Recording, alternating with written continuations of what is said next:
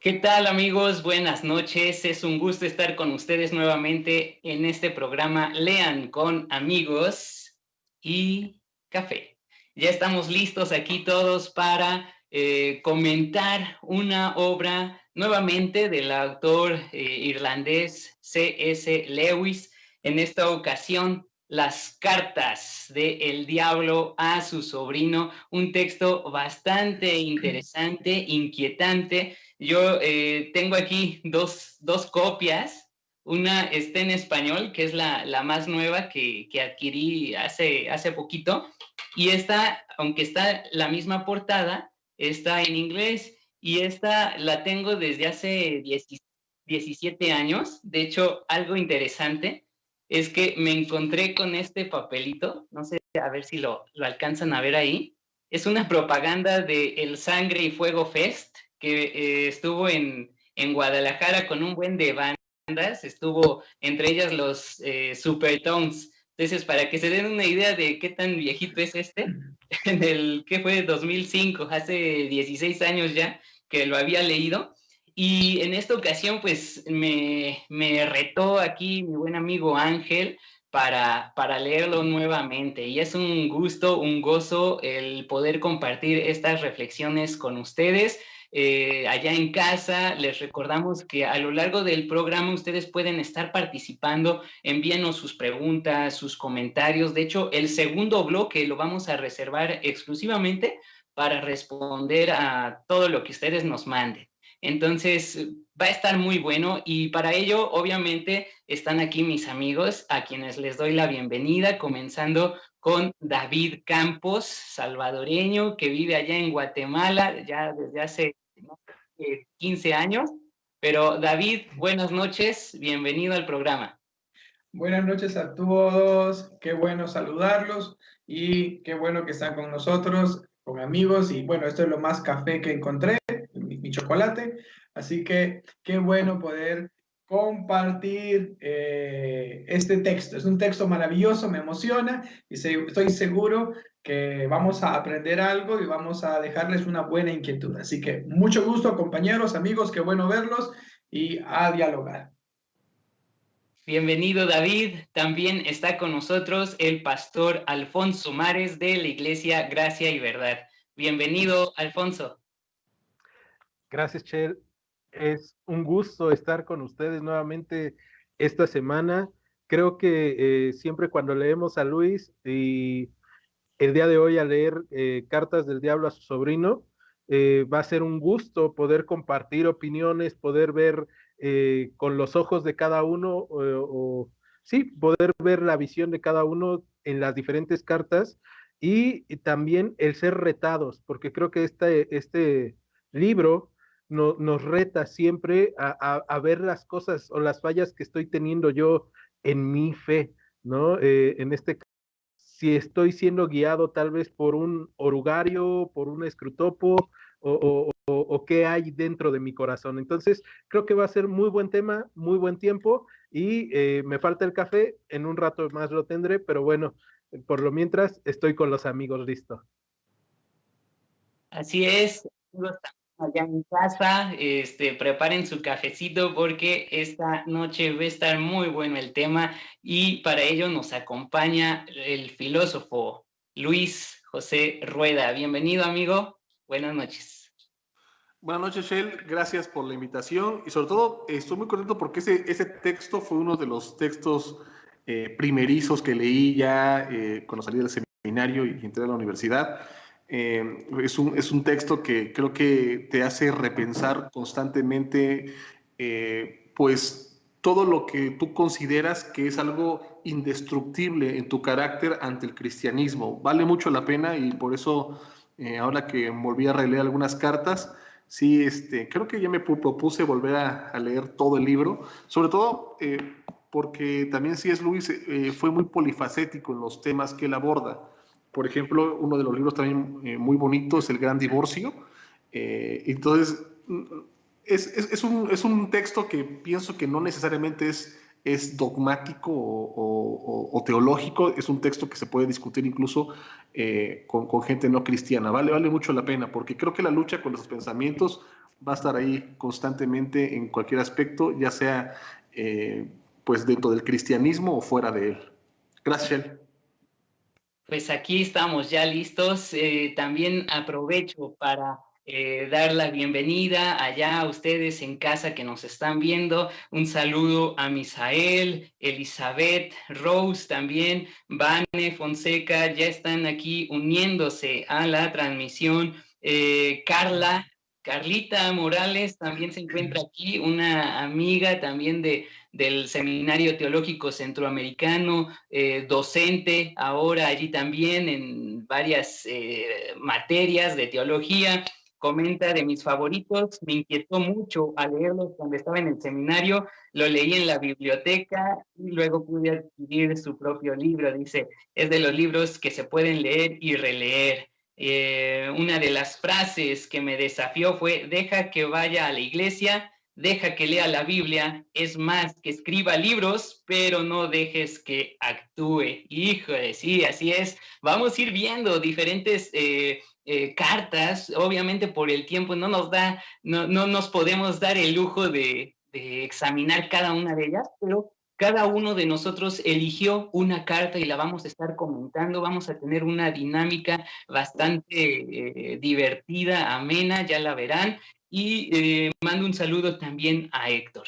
Bueno, en este programa, Ángel nos propuso leer el texto, aunque ya habíamos leído de C.S. Lewis anteriormente, nos propuso leer el texto de las cartas de El Diablo a su sobrino.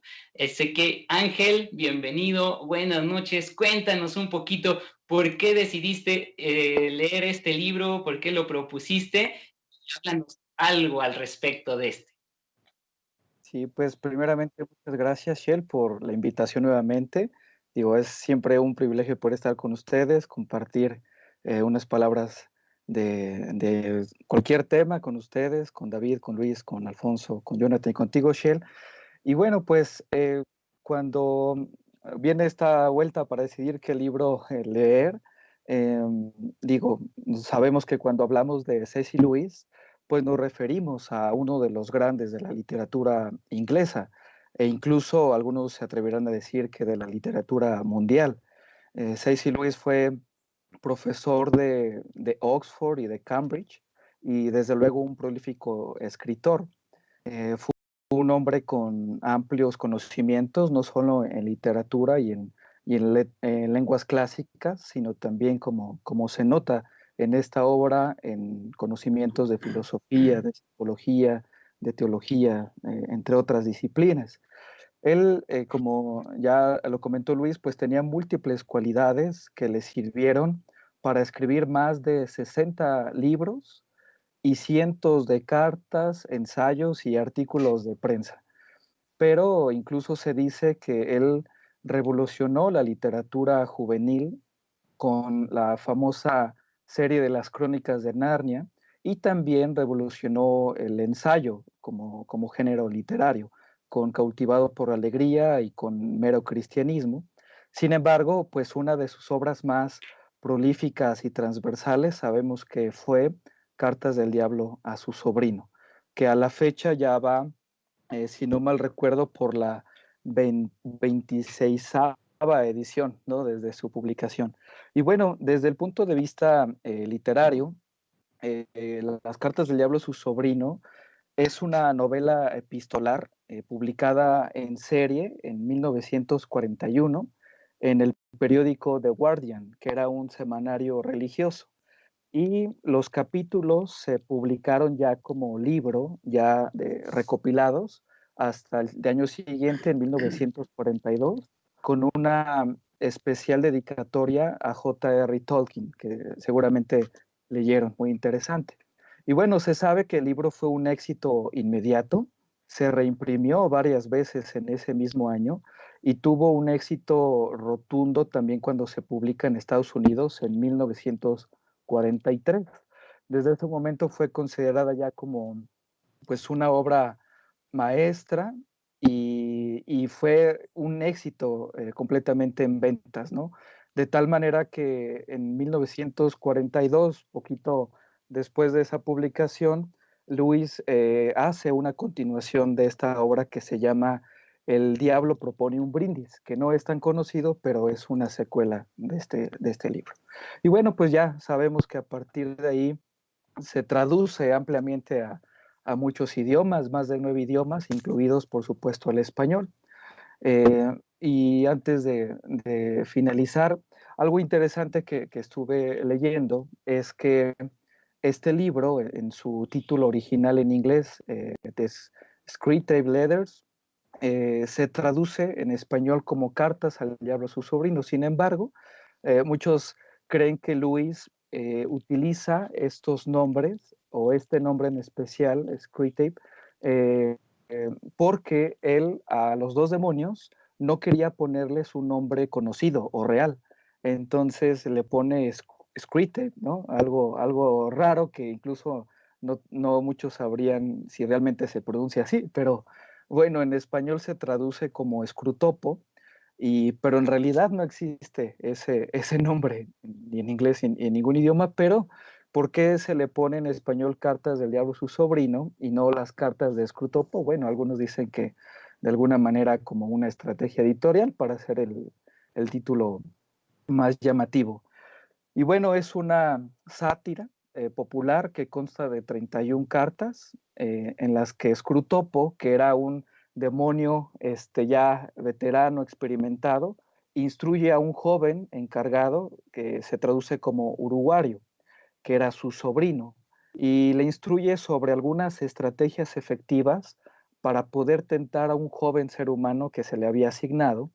Aquí se le llama el paciente, que era el ser humano que iba a estar siendo tentado, y de esa manera asegurarse de que el joven continúe en un camino hacia la perdición o hacia la condenación. Sin embargo, se encuentran confundidos por la conversión al cristianismo de este joven, la asistencia de este joven a la iglesia y su relación con una mujer cristiana fiel. Entonces comienzan a idear nuevas estrategias y tentaciones para alejar al joven de la fe. Sin embargo, sus esfuerzos son derrotados cuando este joven muere en un bombardeo con su alma en paz. Y bueno, pues mediante ese uso satírico, Luis aborda bandos opuestos entre la batalla entre el bien y el mal, y también un ingenioso uso de la inversión irónica. Por ejemplo, Dios aquí en la lectura es el enemigo, con E mayúscula. Satanás es nuestro padre de abajo, o la jerarquía se convierte en la baja jerarquía. Y nada más recordar que la sátira, pues, es un género literario fuertemente impregnado por la ironía, el sarcasmo, la parodia, la burla, la exageración, las comparaciones. Y bueno, pues finalmente por todo ello consideré que era una lectura muy interesante, porque considero que la clave está de este libro, como ya lo dijeron también, que nosotros como lectores nos podemos sentir identificados con el paciente y con su modo de actuar, y además este escrito nos muestra cómo debe vivir un cristiano sin emplear dogmatismos ni moralismos, sino desde una perspectiva realista y sobre todo lleno de mucho humor. En la manera en que C.S. Lewis hace este doble juego, por un lado muestra cómo debe actuar un cristiano y por el otro cómo actúa el demonio. Entonces, una lectura muy interesante, un libro muy interesante que, bueno, no sé ustedes qué impresión tuvieron de esta lectura. Así es, amigos, pues ahí está la presentación de la obra Las cartas del diablo a su sobrino. ¿Cómo van allá en casa? ¿Lo han leído? Cuéntenos cuál es su cita favorita. Ya algunos han publicado algunas citas del libro. Va a estar muy bueno el programa. En este primer bloque, lo que vamos a hacer es comentar una carta cada uno.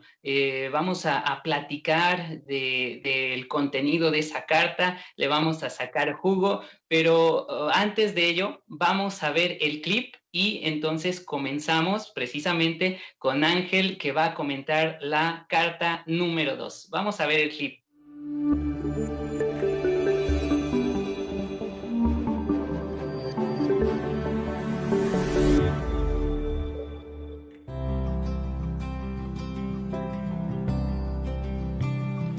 The Screwtape Letters, o como se tradujo al español, Cartas del Diablo a su sobrino, es una novela epistolar escrita por C.S. Lewis, el gran literato irlandés.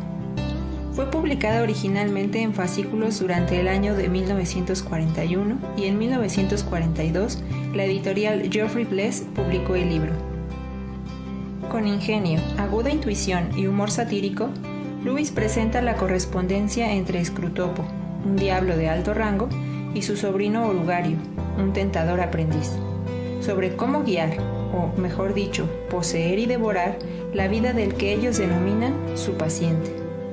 Un varón de mediana edad que se encuentra en medio de los embates satánicos, las dificultades políticas, económicas y sociales de la Segunda Guerra Mundial, y las crisis entre sus dudas y su fe cristiana recientemente adoptada. Las cartas, dedicadas a su buen amigo J.R.R. Tolkien, tuvieron una amplia y excelente recepción y difusión, tal que Lewis apareció en la portada de la revista Time del lunes 8 de septiembre de 1947. Detrás de él se observa la figura de un diablillo. El libro ha sido adaptado al teatro, a audiolibro e incluso a cómic, publicado por Marvel. Se han realizado documentales y varios han intentado escribir secuelas o textos similares. Las cartas de un diablo a su sobrino son, sin lugar a dudas, una obra clásica de la literatura cristiana en la que el humor es cosa seria.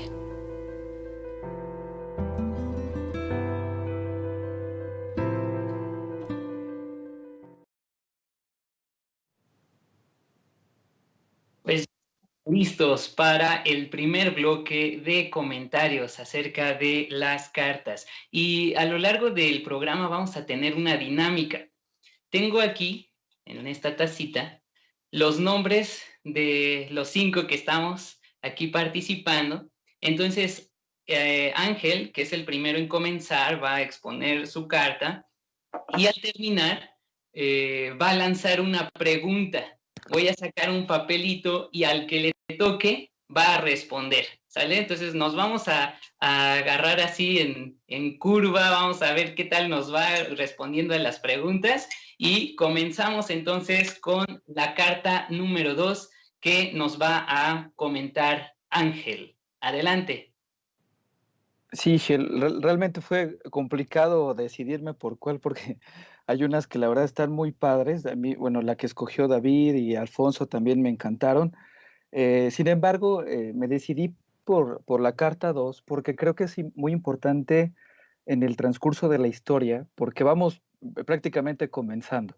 Y es la carta donde Screwtopo, este diablo, deja ver que se entera que el ser humano al cual está tentando su sobrino se ha vuelto cristiano y ha comenzado a ir a una iglesia. Entonces es muy interesante en la trama.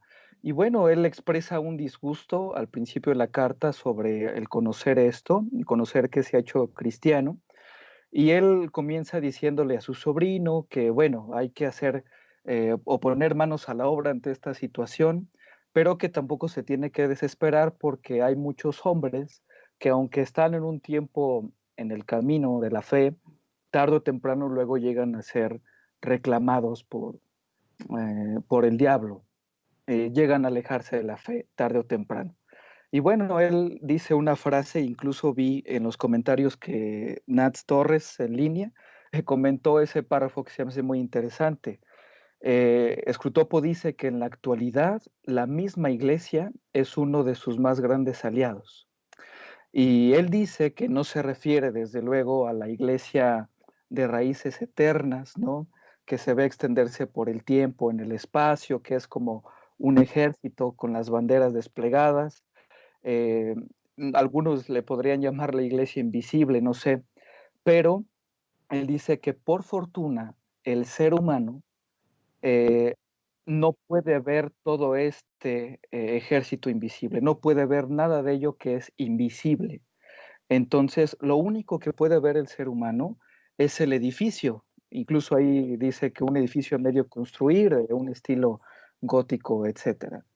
Entonces dice que lo único que puede hacer es que cuando entre a la iglesia va a ver ahí a una persona que le va a dar un libro antiguo y después le va a dar otro antiguo lleno de canciones. Luego dice ahí que por lo general malas, seguramente un himnario y una Biblia.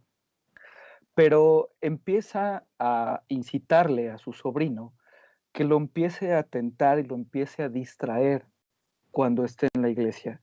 Es decir, que cuando llegue y tome su asiento en la banca, empieza a mirar a las personas que están a su alrededor. Él le llama a sus vecinos y dice que de tal manera que el pensamiento del ser humano pase de hacer expresiones como el cuerpo de Cristo a hacer menciones como, bueno, el que esté al lado, no sé, empiece a notar que lleva botas que hacen mucho ruido, que desafine al cantar, o que tenga papada, o que vista de modo extravagante, ¿no?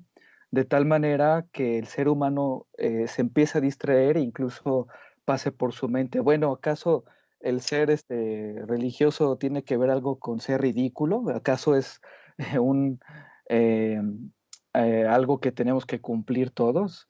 Entonces, de esa manera, él se empieza a distraer de las cosas importantes. Y después dice que muchos cristianos al inicio tienen una idea muy espiritual de lo que es la iglesia, pero que poco a poco empiezan a ver cuestiones muy visibles, muy secundarias, muy externas, como dice ahí, la cabeza llena de togas, hay que estar pendiente de las sandalias, las armaduras, la forma de vestir, y incluso dice que cuando hay personas que se visten de manera muy moderna, que es un problema muy grave, ¿no? Dentro de la iglesia.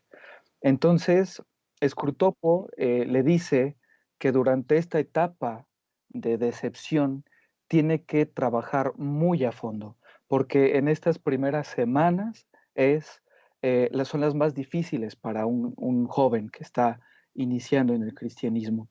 Y dice que es como cualquier otra actividad, que al inicio tienes muchas expectativas y después puede cambiar todo radicalmente. Entonces, dice que de esa manera empiece a pensar más allá incluso de las cuestiones muy físicas. Es decir, que empiece a ver a las personas de al lado y que dice, bueno, la mujer del sombrero ridículo es una jugadora imprevenida de bridge, o el hombre de las botas que suenan mucho es un avaro o un chantajista, de tal manera que pase por su cabeza el decir, todas esas personas con diferentes ocupan que yo, e incluso preguntarse sobre si su religión es pura hipocresía, puro formalismo. Entonces es algo interesante, es fuerte esta carta, pero lo único que dice al finalizar esta carta, dice Scrutopo, que también tiene que aprovechar que el hombre, el joven que está empezando el cristianismo, como no tiene todavía desarrollada su humildad, pues tiene que apelar a su orgullo espiritual. Es decir, dice que cuando ore sea nada más como si estuviera repitiendo palabras como un loro, y que incluso si ora arrodillado, esté orgulloso de sus oraciones, de tal manera como si estuviera haciendo méritos para agradar a Dios.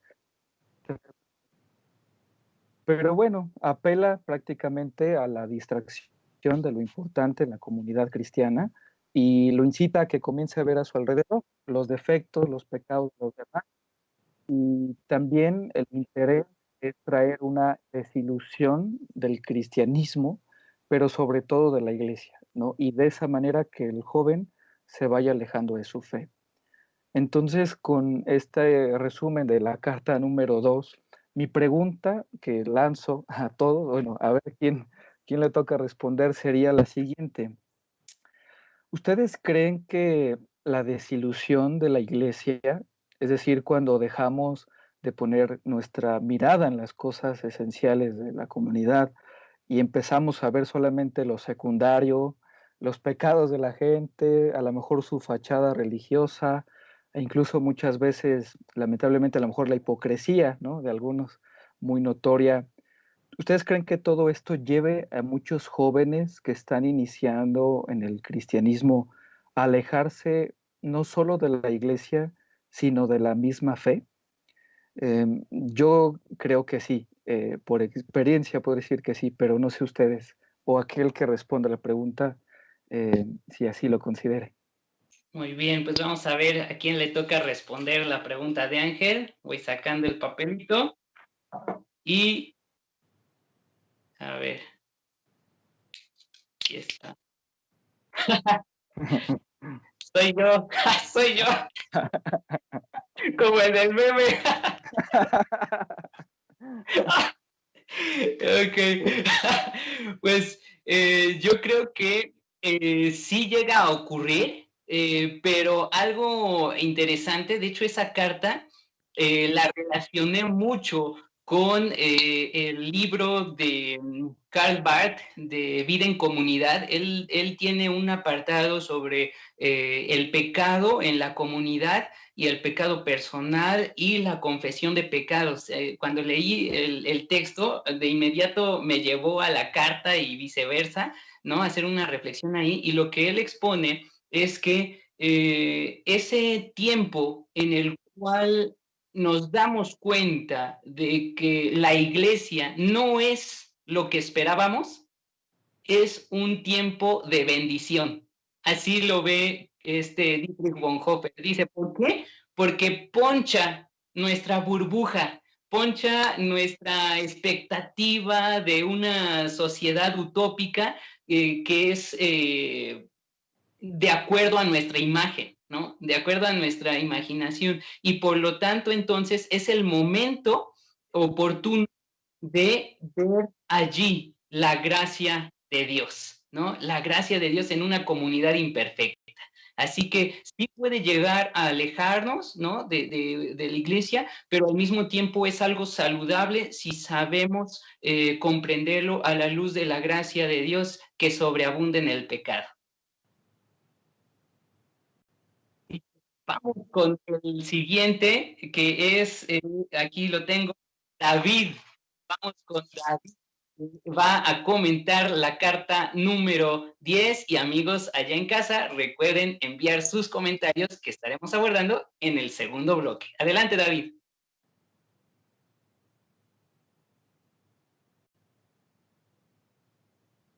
Listo. Ok, vamos a resumen de la carta número 10. La carta empieza con un saludo muy ameno, mi querido orugario, con la amabilidad de Scrutopo, tan común en sus cartas. En esta carta abordan un tema interesante. Ocurre que el paciente ha comenzado a frecuentar a algunos amigos. Esto, Scrutopo lo mira como algo favorable, bueno, y algo que seguramente ellos van a poder aprovechar muy bien, pero necesitan manejarlo con mucha astucia. Entonces, en la carta se comenta que estos nuevos amigos son una pareja de edad media, que tienen cierta ética, pero es una ética de moda. Entonces, parecen ser pacifistas, pero realmente solo tienen una expresión superficial, una vida superficial. Aparentemente, estos amigos no son cristianos. Entonces, por eso lo miran como una ventaja. Para ellos es una oportunidad, ya que van a poder poner más trabas en el camino de la fe del paciente. Entre las cosas interesantes que encontré en esta carta, es que me hizo pensar mucho, y lo voy a poner en este contexto. Dice, ellos poco a poco van a cambiar sus prioridades. Ellos van a afectar la manera en cómo el cliente toma decisiones. Sin embargo, dicen, no intervengamos muy pronto porque se nos puede asustar. Dejémoslo que siga creyendo que puede vivir una vida de fe, una vida cristiana, y tener a su lado una vida con todas estas personas. Para ellos, ven una amenaza en la actual fe del cliente, del paciente. Ven una amenaza, pero de alguna manera no se ven tan preocupados. Sucede que aparentemente notan una espiritualidad fría. Entonces déjenlo que ore, pero cuando tenga que tomar decisiones que sean distintas. Déjenlo que se arrodille y que tenga una espiritualidad, pero los fines de semana que no rechace la oportunidad de alimentar su ego y sentirse bien. Y que pase el tiempo y que no note, hagan que no note el carácter moral de estas otras personas, por lo menos cuando estén con él. Tal vez ya solo él va a empezar a notar, estas personas son extrañas o esas personas tienen una forma de pensar distinta. Pero mientras estas personas estén cerca, creen estos demonios que el paciente va a estar bien, que siga orando, arrodillado ante la cruz, pero con los pensamientos en otro lado.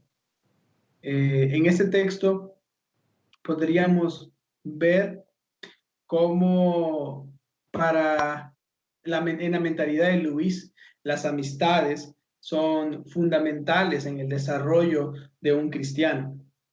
Las amistades que llegan a la vida de esta persona, curiosamente no son amistades de la congregación, sino de afuera. Gente que lo satisface, que lo hace sentir bien, que lo hace sentir cómodo, que le presenta nuevos retos. Lo interesante es que estos demonios perciben el carácter débil, porque al fin y al cabo el paciente es un cristiano nuevo. Entonces, le dan exactamente la debilidad del carácter, y en una parte dice, déjalos que se reconozcan entre ellos con esas miradas. Uno ya sabe que en esas miradas se reconocen como iguales. Entonces, que tenga temor a poner límites, que tenga temor a rechazar algunas cosas que no van con su ética, principalmente porque no la conoce. Y el mensaje una y otra vez ahí nos deja ver que este nuevo cristiano de alguna forma no conoce los fundamentos de la fe que ha empezado a profesar, sino más bien solo, en la opinión de ellos, la debe aceptar como una moda, como una cosa más que uno agrega o una cosa más que uno hace, pero no como fundamentalmente un caminar con Cristo. Todo lo contrario, lo notan como algo superficial, algo sin sentido, sin un compromiso verdaderamente a fondo con la fe. Por otro lado, hay una frase que me gustó, dice, estará callado cuando debería hablar y se reirá cuando debería callarse. Entonces, es como, ante estas cosas, este pobre paciente no se da cuenta que está siendo víctima de sí mismo, víctima de sus relaciones, y también yo lo veo como alguien sin un proceso discipular, sin otros cristianos que le estén hablando la palabra una y otra vez. Entonces me parece muy, muy, muy interesante. Es un texto que me hace pensar sobre el tema de los amigos, y de ahí viene mi pregunta. Así que preparemos. No sé qué les parezca esta pregunta y no sé también a dónde nos lleven la respuesta. Dice, la pregunta, ¿cómo debe ser la relación de un cristiano ante los amigos no creyentes? Estoy pensando más en el paciente que en el contexto religioso. Ok, ahí va. Vamos a ver a quién le toca. Yo ya me salvé. Y, a ver, esta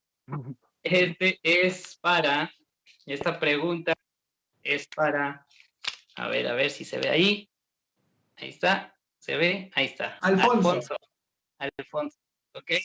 Entonces, la pregunta va para Alfonso. Adelante.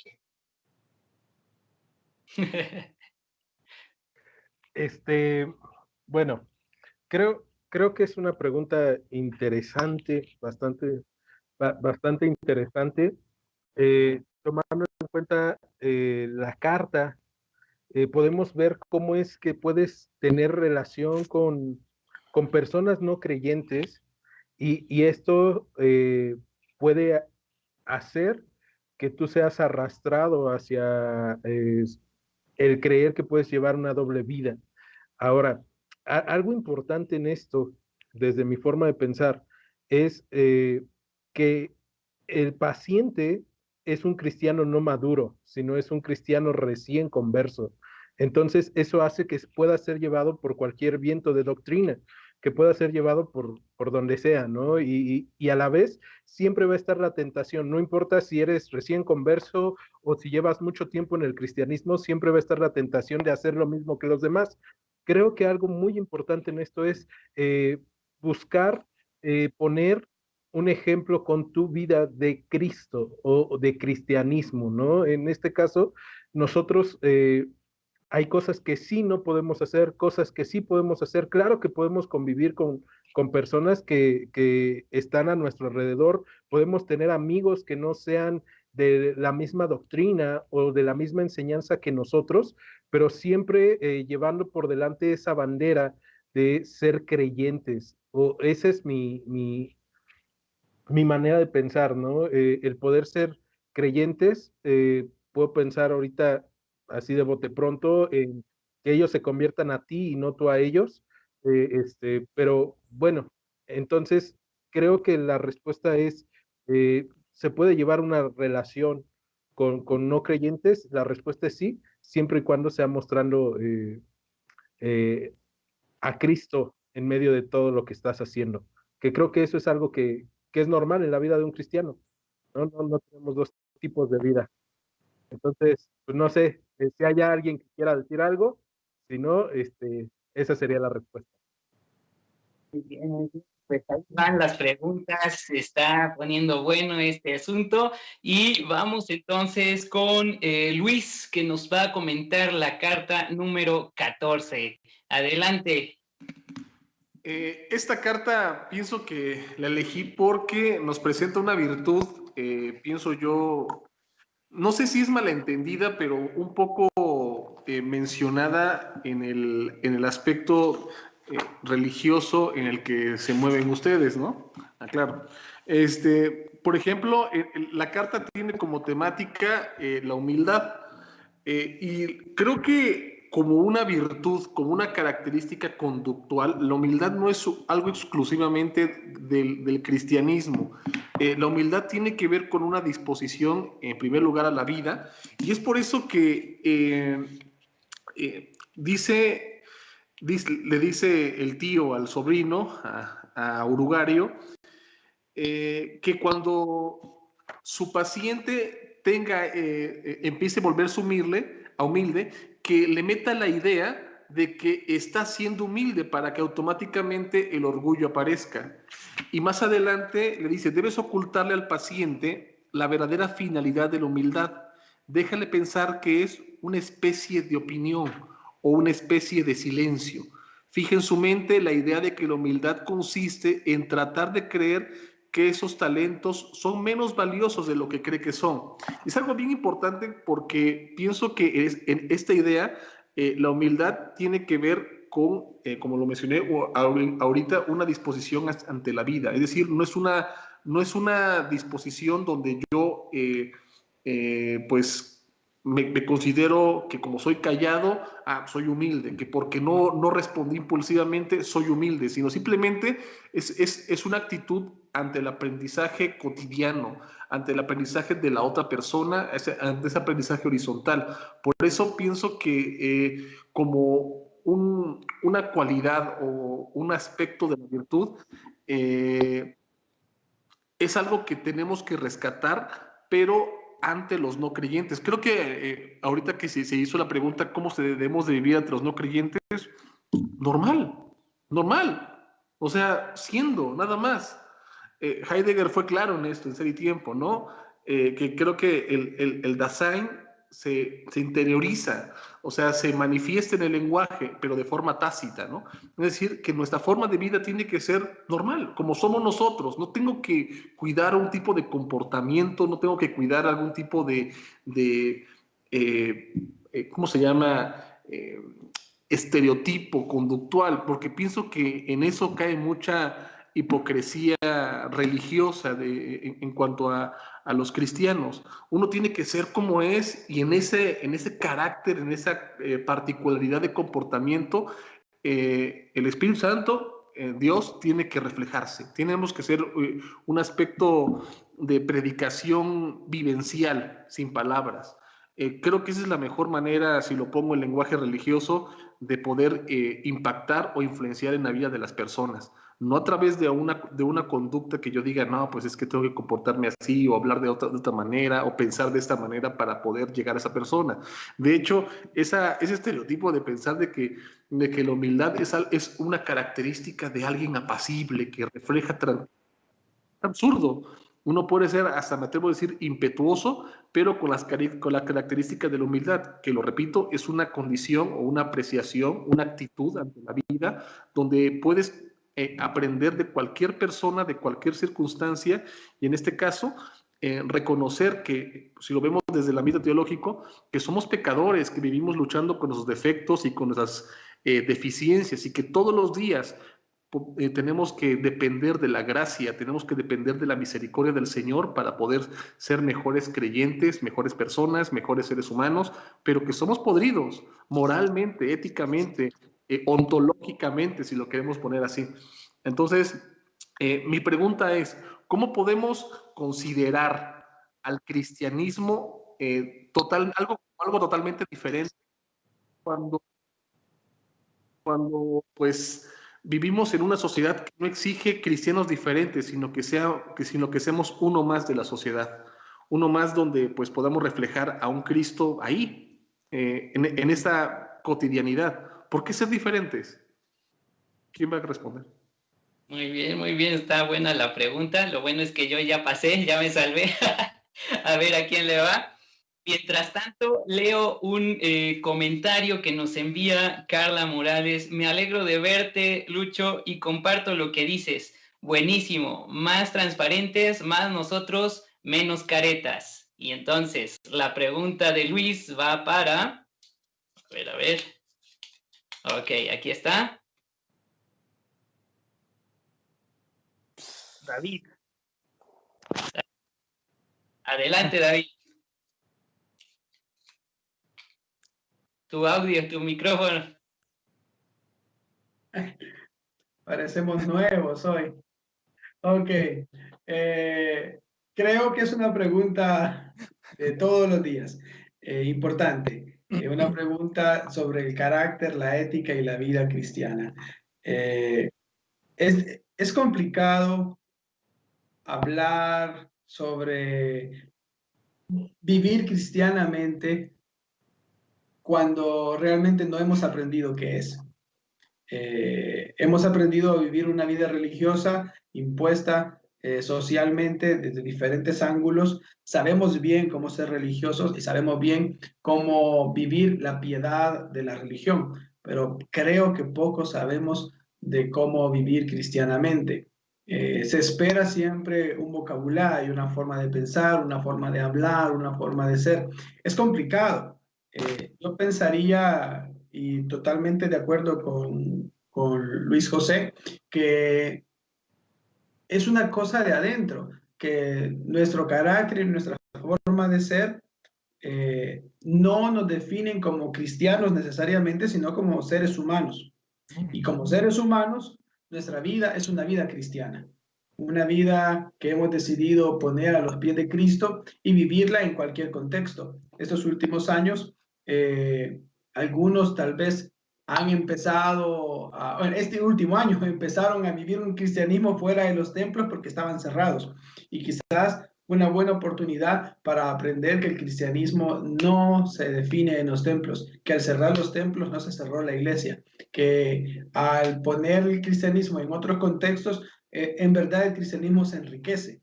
Ahora bien, sí debemos preocuparnos que nuestra ética sea una ética propia, que hemos aceptado con convicciones y no solo por dejarnos llevar. Entonces yo pienso que el carácter cristiano se forma, bueno, de decisiones en el corazón, de confrontarse con Cristo, de confrontarse con la palabra, de confrontarse con otros seres humanos. Y que no solo puedo decir que vivo una vida cristiana por una cosa, sino por muchos factores alrededor. Por lo menos eso pienso yo. Muy bien. Pues entonces vamos ahora con la carta número 16, que la va a comentar el pastor Alfonso Mares. Adelante. Gracias, Chel. Bueno, la carta 16, Scrutopo le escribe a su sobrino sobre el paciente y le va a hablar sobre que sigue yendo a la iglesia, y en este caso específicamente a una sola iglesia, no ha chapulineado, como le dicen comúnmente aquí en México, ¿no? Que va cambiando de congregación en congregación, pero el paciente no se siente satisfecho de ella. Hay algo que todavía no acaba de convencerlo, y entonces lo que va a recomendar Scrutopo es que lo lleve a otras congregaciones, a otras iglesias. Y una de las cosas que me llama mucho la atención de esta carta es cómo habla de la organización eclesial o de la iglesia como un lugar de unidad de lugar y no de gustos. Y me gusta esto porque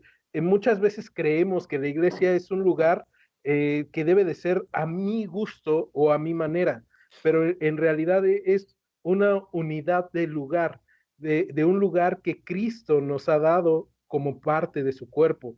Pero entonces esa iglesia debe de ser atacada y debe de ser transformada, según lo que dice Scrutopo, en una iglesia conveniente. Él debe de llevar al paciente a una iglesia que le convenga. Y creo que el día de hoy es algo todavía muy real, todavía que estamos viviendo, que estamos buscando iglesias. Ahora tal vez no les decimos convenientes, pero sí les decimos relevantes, ¿no? En donde yo quiero ser relevante, en donde la iglesia, la congregación quiere ser relevante. Y entonces le da dos recomendaciones. La primera es que vaya a los dos lugares más cercanos. En la primera es un lugar donde el vicario o el ministro ha dedicado mucho tiempo a diluir. Luis le pone aguar, pero es lo mismo, a diluir la doctrina de tal forma que, bueno, lo hace con la intención de alcanzar una congregación de personas incrédulas, testarudas, pero el problema es que diluye tanto la doctrina que termina escandalizando a estas personas incrédulas, ¿no? Y la otra persona es un sacerdote, es el padre Spike, y el padre Spike es una persona que habla muy bien, pero que es extremista. En algún momento puede parecer comunista, en otro momento puede parecer fascista, en otro momento puede tener ideas muy revolucionarias, y aparte tiene un poquito de mentiroso, ¿no? Hay algo que me encanta de esta parte de la carta, porque habla del padre Spike y dice, hay también una prometedora veta de deshonestidad en él, ¿no? Entonces, la deshonestidad es que muchas veces cuando enseña, comienza a decir sobre el magisterio. El magisterio dijo, pero en realidad lo ha leído en un libro de un filósofo humanista, ¿no? En lugar de decir la cita, por así decirlo, correcta. Y entonces le ve un peligro al padre Spike, porque dice que la verdad es que todavía ama al Señor, ¿no? Y entonces ahí le ve todavía un poquito de problema. Y bueno, termina la carta en donde se habla de que estas dos iglesias tienen partido, son de alguna parte o de alguna denominación. Y entonces, ¿qué es de ahí del punto principal donde se puede agarrar? Que se aferre a esas discusiones de partido y que deje de lado la enseñanza doctrinal y bíblica. Y creo que ahí hay algo bien importante, porque muchas veces nosotros utilizamos o estamos en la congregación solamente porque me es conveniente. En otras ocasiones estamos en congregación porque ahí fue donde caí. Otras veces estamos porque creo que es lo correcto y eso es lo que me enseñaron. Y otras veces estamos inmiscuidos en discusiones sobre si debe de haber panderistas, donde si debe de haber cierto tipo de alabanza, donde si debe de haber cierto tipo de ceremonia, donde si debe de haber cierto tipo de vestimenta, ¿no? Yo me acuerdo de algunos lugares en donde me ha tocado que me digan, oiga hermano, pero no puede estar si no tiene corbata, etcétera. Y entonces tienes ahí un montón de problemas porque pasa a ser religiosidad en lugar de enseñanza bíblica y lo único que estás haciendo en realidad es llegar al punto donde Scrutopo quería que Orugario llevara al paciente, ¿no? En este caso, a la religión vana, en lugar de una enseñanza cristocéntrica en la cual se pueda vivir. Entonces, esta carta se me hace muy interesante porque creo que al día de hoy es algo que estamos viviendo día con día y que la mayoría de las iglesias, tristemente, porque no es un orgullo, tristemente la mayoría de las iglesias, por lo que yo puedo ver, están así, buscando ser iglesias relevantes o a mi modo. Entonces, pues eso es lo que yo veo y mi pregunta es, ¿cómo saber si estoy buscando ser parte de una iglesia conveniente y qué hacer si me encuentro en una iglesia conveniente o con un ministro como el padre Spike o como el padre que no me dice? Entonces, Cher, ¿podrías hacerme el honor de saber quién va a responder? Claro que sí, aquí lo tenemos. Vamos a ver. Este es, ay, casi lo pegué. Ok, aquí está. La pregunta va para Luis. Adelante. Y qué bueno, porque fue muy, muy pertinente. Y esa es una de las razones, y hoy sí estoy totalmente de acuerdo con Poncho, porque creo que es el problema de las iglesias actuales, y es una de las razones por las cuales yo no me congrego ni creo volver a congregarme jamás. O sea, ¿por qué? Porque las iglesias son estúpidas. Esa es la respuesta correcta, son estúpidas. ¿Por qué son estúpidas? Porque estoy convencido que esa forma de crecimiento, esa forma de institucionalismo ni siquiera es bíblico. Jesús no la tenía ni en mente. Estoy totalmente convencido. De hecho, estoy pensando, pienso constantemente que los evangélicos son pequeñas iglesias católicas en garage. No, pero es que el evangélico, por ejemplo, si es de una denominación tradicional, tiene que preguntarle primero al consistorio, después al presbiterio y por último al sínodo nacional o regional. ¿Qué babosada es esa? O sea, ¿qué babosada es esa? Eso ni siquiera es cristianismo. O sea, y lo peor es que los que están en puestos de autoridad tienen la ignorancia tan grande como su primaria trunca. Entonces, eso es lo más feo que pueda haber. O sea, gente ignorante, analfabeta, no solamente de la Biblia, sino de teología y de cultura general, en puestos que les dan poder, les dan autoridad y se enorgullecen y se sienten la gran cosa. Entonces, por eso no voy a la iglesia, porque prefiero quedarme a leer el texto bíblico yo solo e influir con mi vida en la universidad donde trabajo a los estudiantes, que ir a sentar a escuchar a un hipócrita que se pone a predicar y a decir que su vida es superior a la de los demás porque tiene el cargo de pastor. Entonces, por eso no me considero evangélico, he dicho. Híjole, ahora sí viniste con la espada desenvainada, filósofo, gracias por expresar lo que muchos pensamos. Y seguimos con esta temática, ¿no? Estamos aquí hablando de demonología a partir de las cartas del diablo a su sobrino. Entonces, amigos en casa, mándenos sus comentarios, preguntas. En el siguiente bloque vamos a estar pues respondiendo a todo ello, ¿no? Y esto se pone muy, muy pesado ya. Aquí el tema está muy, muy bueno. A mí me tocó cerrar con la carta número 23. Y quiero comentarles un poquito. Ya a esta altura, algo que escribe Scrutopo es que ya el mundo y la carne nos han fallado, ¿no? En ese ámbito de esfuerzo, de hacer caer en la tentación al paciente, han fallado. Y entonces se da cuenta de que tiene un grupo de contactos, un grupo de amistades que son cristianos que reflexionan su fe. Y entonces él decide trabajar el asunto muy astutamente ahí en el linde, dice él, entre lo teológico y lo político, porque se da cuenta de que esos cristianos, amigos suyos, razonan su fe y tienen una conciencia social.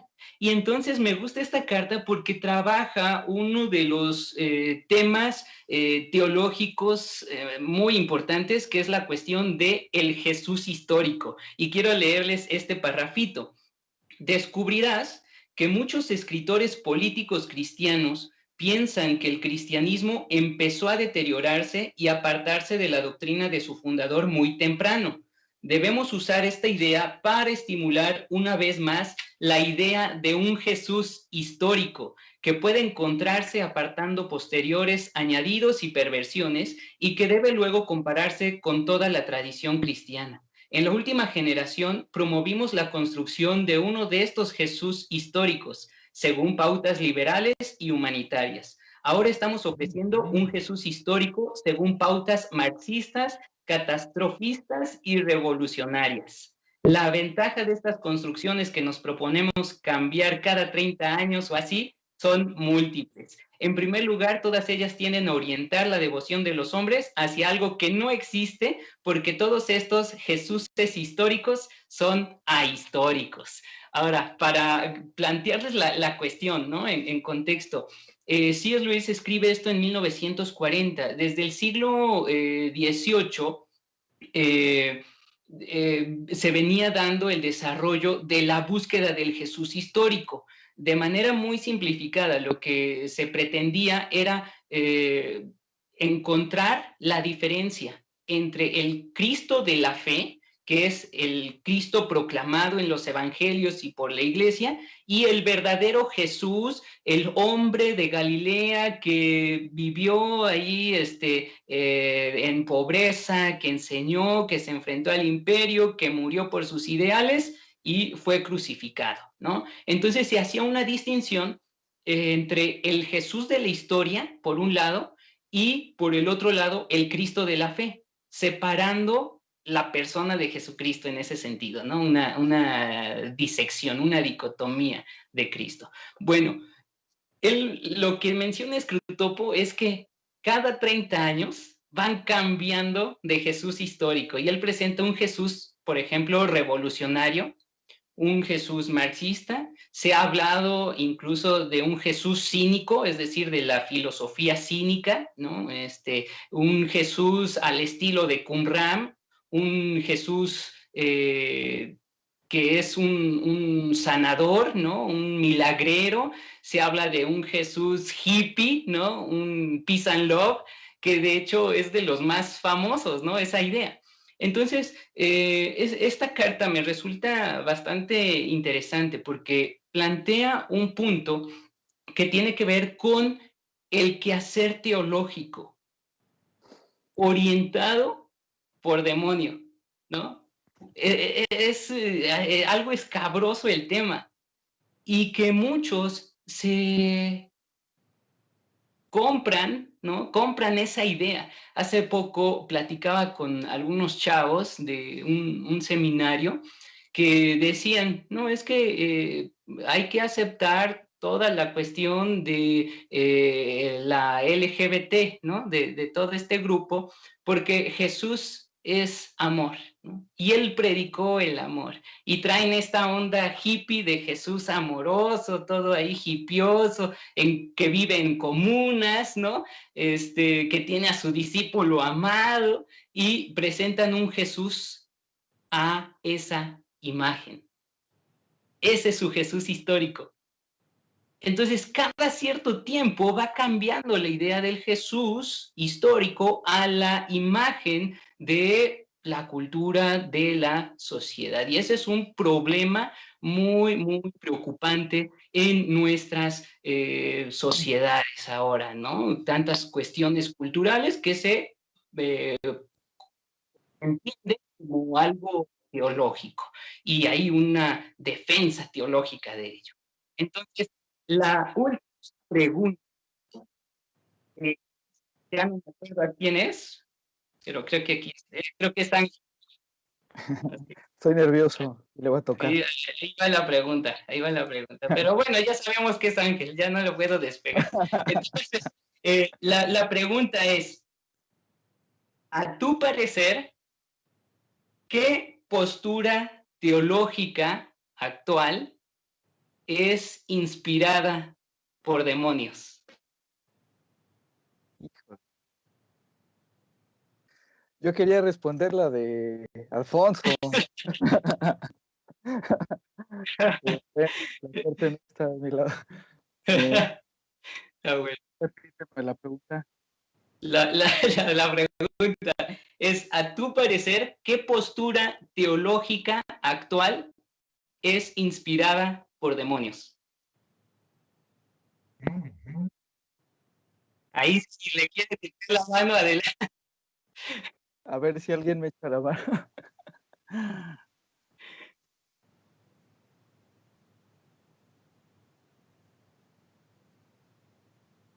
Por ahí nos comenta Jonathan que las posturas teológicas de David.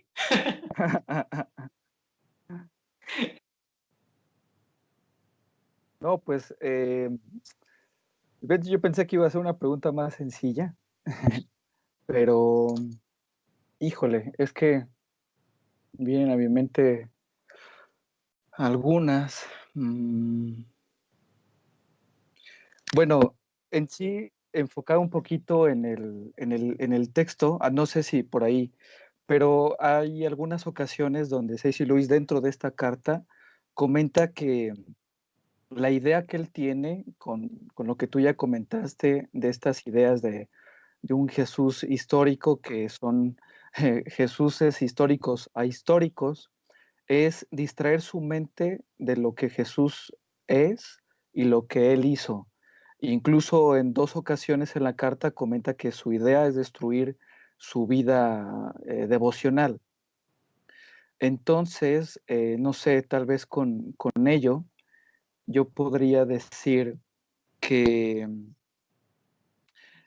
a lo mejor una idea, no sé ustedes si me pueden ayudar en eso, pues toda idea que niegue o toda teología que niegue la deidad de Cristo, porque de esa manera, sin la deidad de Cristo, la salvación no sería posible, la vida espiritual no sería posible, y al ver a Jesús únicamente como una un gran maestro, como aquí decía, de moralidad o algo por el estilo, pues es interesante. Incluso comenta ahí sobre Sócrates y algunos otros personajes, pero definitivamente en cuanto a la totalidad de la teología cristiana, toda teología que niegue la deidad de Cristo, a mi parecer, sería una doctrina de demonio, porque sin la deidad de Cristo, todo el resto del cristianismo no tendría ningún sentido.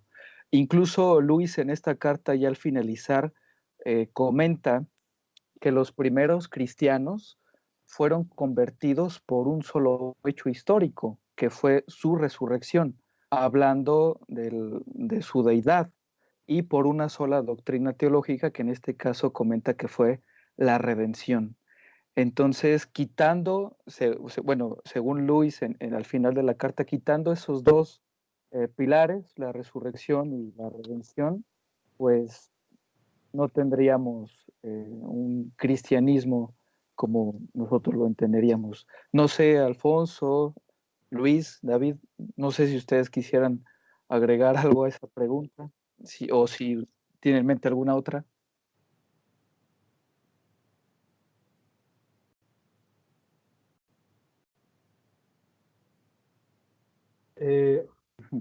Creo que hay diferentes, no solamente posturas teológicas, sino posturas sociales o no sé, posturas religiosas, ¿no? Y en este caso podemos pensar en las posturas religiosas, por ejemplo, de la confesión positiva, pide tu milagro, o vive tu mejor vida ahora si aceptas a Cristo, ¿no? Ese tipo de doctrinas o ese tipo de enseñanzas pueden llegar a ser fundadas por falta de una verdadera postura doctrinal, por falta de una enseñanza bíblica.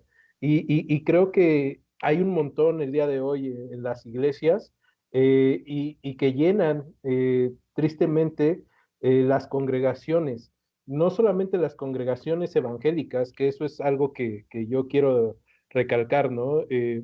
Porque hay alguien entre nosotros que está en contra del evangelicalismo o de los evangélicos en general, no voy a decir quién, porque Luis me puede golpear, pero algo que sí creo es que hay muchas posturas al día de hoy que han sido generadas por doctrinas de demonios, que lo único que han hecho es desviar el texto bíblico y, por ejemplo, dejar de hacer una correcta exégesis y hacer exégesis de todo cuanto se puede, ¿no? Y entonces ahí es algo de lo que yo estaría viendo. Digo, no tengo ahorita clara una postura así, pero puedo ver algunas confesiones antibíblicas. No sé si alguien más quiera decir algo. Pienso que también puedo agregar en este sentido el comportamiento social que muchos líderes o pastores tienen. Bueno, yo hablo de aquí de México, ¿no? Bueno, del sureste mexicano, para ser más enfático, ¿no? Por ejemplo, el comportamiento que muchos líderes religiosos tienen en relación con la pertinencia del evangelio. Por ejemplo, pastores que construyen sus mega iglesias, no tanto como se hacen en iglesias en Centroamérica, sino porque tienen asociación con gobernadores que lavan dinero del narcotráfico, y eso es real, muy real aquí. Entonces, ese tipo de situaciones que al menos se vive con la iglesia evangélica es algo que no se visualiza. De hecho, aquí, al menos en la ciudad donde estoy, hay varios pastores que son multimillonarios y se amasaron sus fortunas por meterse a lavar dinero con expolíticos. Entonces, pero nadie dice nada, todos estamos muy bien, los líderes escriben devocionales, predican bien bonito de confiar en Dios. Y yo digo, esto no es cristianismo, o sea, sigo pensando en eso. Y algo que también me sigo cuestionando es todo aquello que fomenta el institucionalismo y por supuesto que fomenta la división entre la iglesia y fomenta cualquier tipo de, pues en este caso, sí, llamémoslo así, denominacionalismo. Es una doctrina que pues no tiene que ver con el texto bíblico. No puedo decir si es de demonios o no, porque de hecho la demonología no es algo que está tan concretamente especificado en el texto bíblico. De hecho, más le echo la culpa a nuestra naturaleza humana de lo que le echamos la culpa a los demonios, ¿no? Nuestros pensamientos, nuestros deseos, nuestras pasiones. De hecho, las iglesias evangélicas, y solo para que no me vea tan gandalla, ¿no? Así con el comentario anterior, pero es que pienso que las iglesias sí no están siendo pertinentes, y sí, la gran mayoría de pastores, por ejemplo, ni siquiera tienen terminado el bachillerato, o muchos lo tienen terminado, y ¿con qué autoridad académica le dicen a los jóvenes, oye, cuidado que en la universidad no te laven el cerebro? ¿Es neta? ¿O con qué autoridad académica van a decirme, por ejemplo, oye, Luis, estudias filosofía, como no eres bautista, me parece que tu doctrina no es muy sana? ¿Con qué autoridad intelectual me van a decir eso? ¿O con qué autoridad moral me van a decir, por ejemplo, que como dijo Poncho, no me puedo parar al frente a pasar con una playera? No, es que es por respeto. ¿A quién? ¿A quién? Entonces, son muchas cosas cuando tenemos este cúmulo de deseo de amar a la denominación, preservar la denominación, no el cristianismo. El cristianismo, pienso que todavía sigue siendo algo muy sencillo, algo totalmente sencillo. Yo abogo por un cristianismo responsable, un cristianismo donde el pastor no es una niñera espiritual que te va a decir, oye, Poncho, tienes que hacer esto, ¿eh? Si no, Diosito se va a enojar contigo. O Ángel, oye, tienes que comportarte de esa manera y vestirte de esa manera, hablar de esta manera. ¿Por qué? Porque Diosito no le gusta eso. Y te manipulan versículos bíblicos. Y eso no está bien. Shell y David estudiaron conmigo en el seminario y saben cuánta hipocresía hay en esa fábrica de pastores que se llama institución teológica, ¿no? Entonces, el problema es eso, el cristianismo se vive, pero el cristianismo se vive desde una actitud totalmente honesta ante la vida, de manera intelectual, de manera emocional, por supuesto, porque somos emociones, y de manera horizontal con la gente. La gente tiene que encontrar a Cristo en nosotros, no un hipócrita que, por ejemplo, se la pasa, sabemos que, por ejemplo, es un ejemplo concreto, ¿no? Un hipócrita porque la gente se da cuenta que puede ser una persona con sentimientos o actitudes totalmente negativas, pero andas con la Biblia bajo el brazo. O sea, la gente se da cuenta.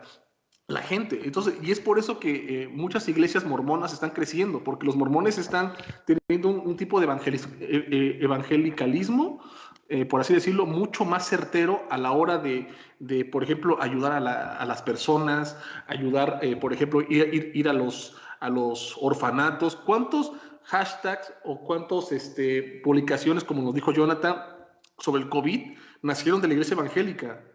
O que, por ejemplo, me llegaban WhatsApps y cadenas, por eso me salí también de los grupos cristianos, porque decían que las antenas 5G propagan el COVID. O sea, ¿qué clase de ignorantes pueden pensar esas cosas? O sea, yo no estoy diciendo que todos los evangélicos sean ignorantes, no, eso es una falacia de generalización indebida.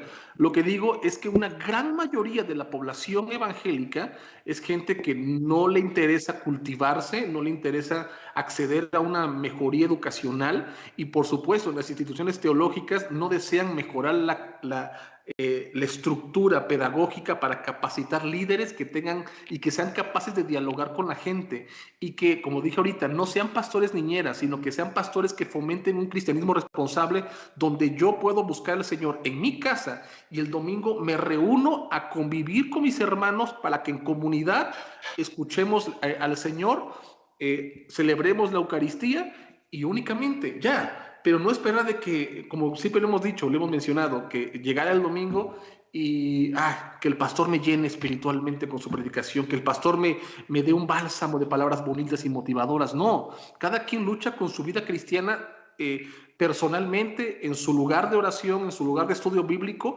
y el domingo en comunidad se alaba al Señor, se busca al Señor en comunidad. Ese modelo de iglesia tan simple que lo podemos ver en el libro de los Hechos, no lo he encontrado.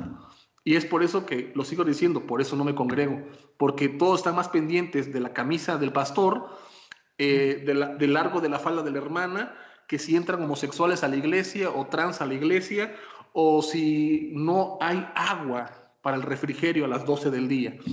Eso realmente no. Ya, solo eso quería decir, Pai. Pues ahí está, amigos. Ya voy viendo aquí los mensajes que están enviando. En el siguiente bloque los vamos a estar leyendo, vamos a estar comentando. Y mientras vamos a una pausa comercial, ahora sí, Jonathan, ayúdame con el anuncio y regresamos para continuar con este tema.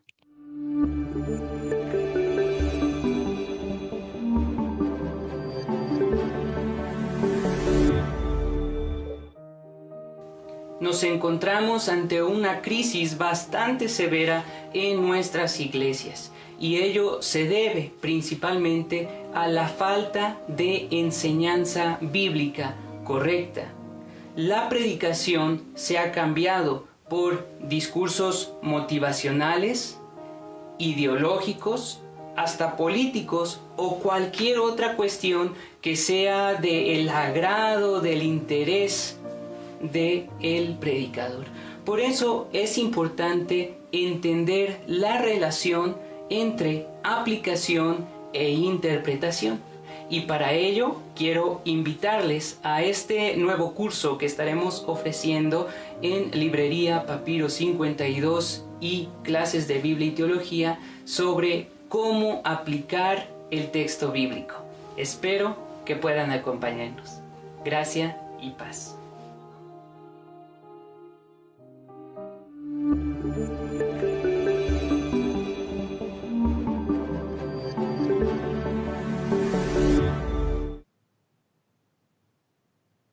Están cordialmente invitados, amigos, a este curso que voy a estar impartiendo en Librería Papiro 52 sobre cómo aplicar el texto bíblico. Espero que se inscriban.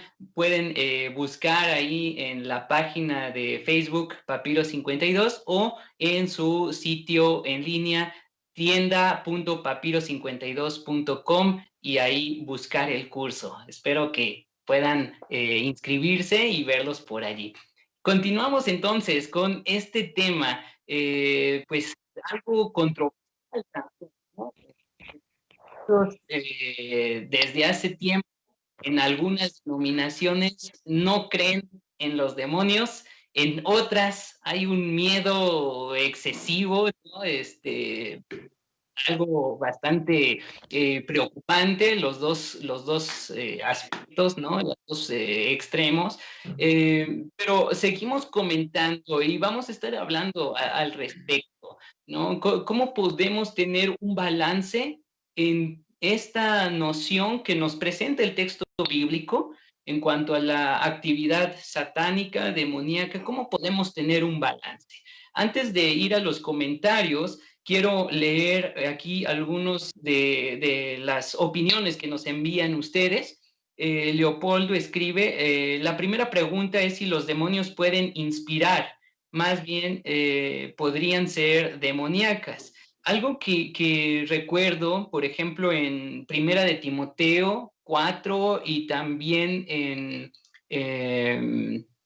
ahí se me fue, en Judas, se habla, ¿no? de doctrina de demonios o el de espíritu de error, que a quienes los falsos maestros prestan atención.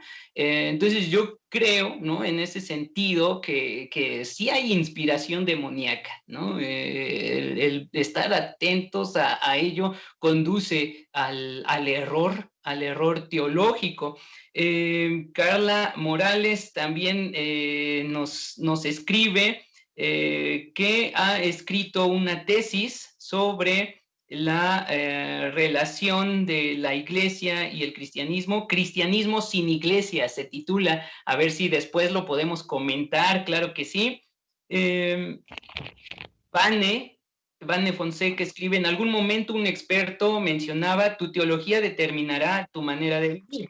Decir que es teología demoníaca nos llevaría a contradecir el propio término teo, y considero que una doctrina que aleje y restringe la dicha de la propia gracia y la felicidad de un hombre es más dañina que un orugario. ¿Qué les parece? Creo que sí hay esa relación, ¿no? Es decir, hay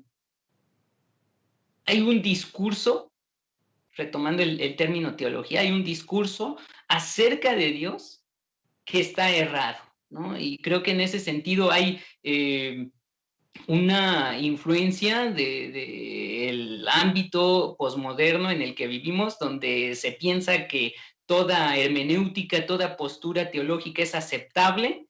Y bueno, como diría Rubén Alves, una de sus citas que más me gusta es: quien todo lo tolera, nada le importa, ¿no? Es decir, creo que ahí podemos distinguir una teología correcta de una incorrecta. ¿Qué piensan, amigos? Regresamos a los comentarios acá. ¿Quién dice yo? Adelante. Bueno, yo estaba leyendo aquí en Hechos 19, cuando en algún momento hay unos hombres predicando a Jesús, en los milagros, están predicando sobre Pablo, pero estas personas no son personas cristianas, sino que son personas que lo están haciendo por sacar provecho. Entonces, de repente aparece que le dicen: miren, allá hay unos endemoniados, vayan a sacarlos. Entonces aquellos se arman de valor y van a liberar a los endemoniados. Pero de repente la situación se convierte en una escena un poco extraña, porque en esa ciudad, cuando estos hombres empiezan a reprender a los demonios, viene uno de los demonios y les dice a ellos: a Jesús lo conocemos, a Pablo lo conocemos, pero ustedes no. Entonces los empiezan a perseguir y les empiezan a dar de palos. Y están como muy, muy asustados aquellos, corriendo de lo que está pasando. Y toda la gente, al ver lo que estaba pasando, tuvieron gran temor y se acercaron al Señor. Entonces es como los predicadores de ese pueblo fueron demonios. No sé si de alguna forma eso pone también otra perspectiva entre las ideas que hemos escuchado.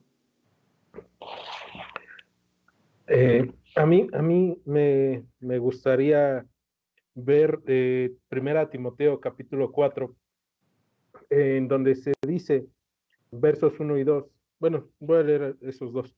Dice: ahora bien, estoy leyendo la Nueva Traducción Viviente. Ahora bien, el Espíritu Santo nos dice claramente que en los últimos tiempos algunos se apartarán de la fe verdadera, siguiendo espíritus engañosos y enseñanzas que provienen de demonios. Estas personas son hipócritas y mentirosas, tienen muerta la conciencia. Dirán que está mal casarse y que está mal comer determinados alimentos, pero Dios creó esos alimentos para que los coman con gratitud las personas fieles que conocen la verdad. Creo que esta parte de doctrina de demonios podemos verla como eso mismo que estaba diciendo David. Muchas de estas son enseñadas por hombres, ¿no? En realidad es una distorsión de la enseñanza bíblica. Y de hecho es interesante ver qué es lo que van a decir que está mal. Dice que está mal casarse, que está mal comer determinados alimentos, que está mal hacer ciertas cosas, y nosotros lo podemos ver. Algo que también me gustaría dejar bien claro desde mi perspectiva es que no hay cristianismo sin iglesia.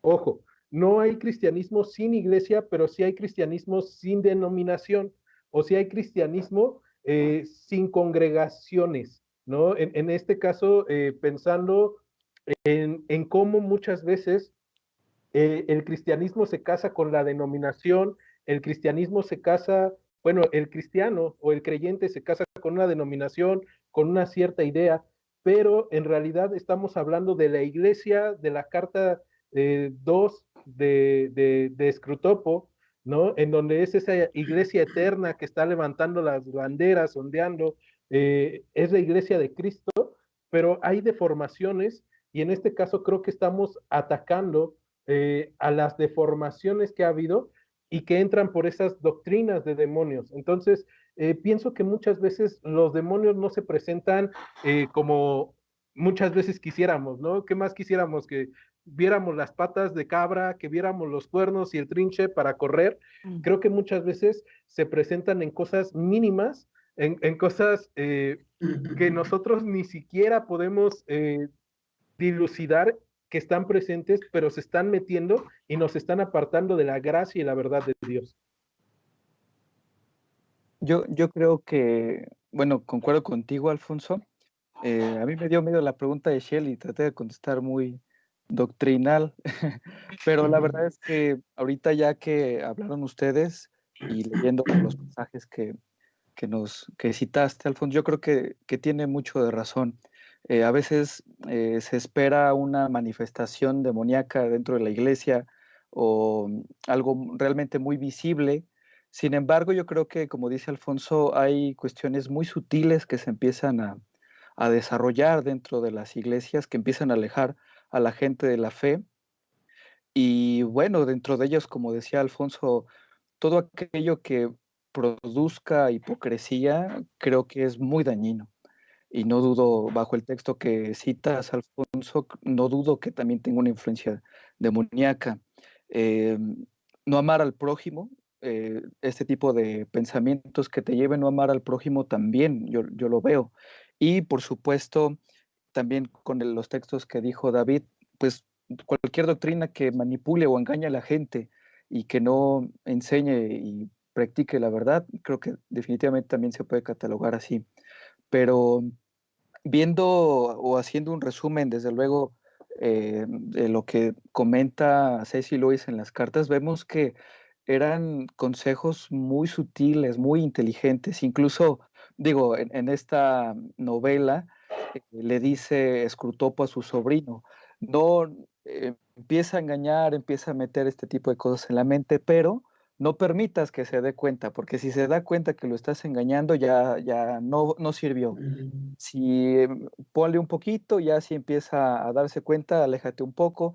El chiste es que las personas crean que este tipo de cuestiones que llevan ya sea a la hipocresía, al enfriamiento, a cuestiones meramente externas, a las divisiones por modas o por cosas vanas, no amar al prójimo, el engañar a la gente, eh, son cosas que la gente incluso puede ver como virtudes en algunos círculos denominacionales. Pero muy interesante el que lo haga de esa manera, el que lo haga muy sutil, y con estos pasajes creo que una respuesta, una doble respuesta a tu pregunta, Shell, creo que podría ser esa. Aquellas que a lo mejor lleven a la hipocresía, que lleven no amar al prójimo, y a lo mejor algunas enseñanzas que engañan a la gente o las manipulan. Muy bien, pues vamos a ir cerrando. No sé, bueno, antes de concluir, si David o Luis quisieran comentar algo, todavía hay tiempecito en este bloque. Ok. Pues mira, yo realmente, en cuanto a temas de monológicos, pienso que muchas veces son nuestras psicosis personales que podemos producir en muchos aspectos. Por ejemplo, esta cuarentena nos ha enseñado, bueno, creo que a un montón de gente, que lo que es estar esta vez conviviendo con la familia, estar sin esa vinculación humana, y muchas veces caemos en maniasis, si lo puedo mencionar así, que antes no podíamos ver. De hecho, por ejemplo, este concepto cristiano de que el hombre es tentado o es impulsado, es como si fuera traído al pecado, es simplemente la naturaleza humana. Es decir, no creo que el diablo, como si fuera un tipo de caricatura que está detrás de nosotros, poniéndonos pensamientos como si fueran ves aquí en el cerebro.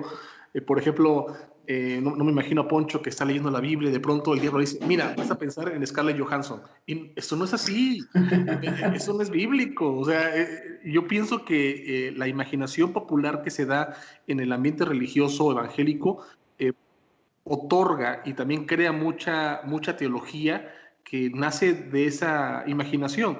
La Biblia casi no habla nada del diablo, casi no dice cómo actúa, no nos dice, solamente tenemos muy pocos versículos donde, pues por ejemplo, en las cartas pastorales con Timoteo, donde el apóstol Pablo dice que anda como león rugiente, punto. ¿Y qué tenemos en Efesios 6 cuando nos habla de combatir a las huestes celestiales? Pero ¿cómo se combate? Con la forma de vida, en pocas palabras. no se combate declarando, exorcizando, no es de que ahorita estoy aquí y se me aparece aquí atrás una sombra negra viéndome con una capa, no es así. Entonces, y el problema es que, insisto, muchas personas mucha población evangélica, tiene un montón de fetiches teológicos sobre el diablo, de decir al cine es pecado porque ahí el diablo te mete ideas, de que si en la universidad te van a enseñar la teoría de la evolución, Dios mío, eso es del diablo también, o que si tú sales con gente no creyente un día en la noche, eso es del diablo, porque el diablo te va a tentar y te va a jalar a lo mal. Eso no es así. O sea, no somos víctimas del diablo. O sea, lo que tenemos solamente es luchar con nuestros deseos, con nuestros pensamientos, con nuestras acciones, y esa es la lucha del creyente, simplemente. Pero no sé qué piensa David al respecto. No, creo que estoy de acuerdo. Y pensar en lo demoníaco siempre es, no sé, cuánto de eso es verdad y cuánto de eso es pura imaginación, o el problema es que tenemos ideas del diablo que vienen de Hollywood y no de la fe. Y en gran medida estamos llenos de mitos que, lejos de hacernos estar más firmes en Cristo, nos hacen tener miedo.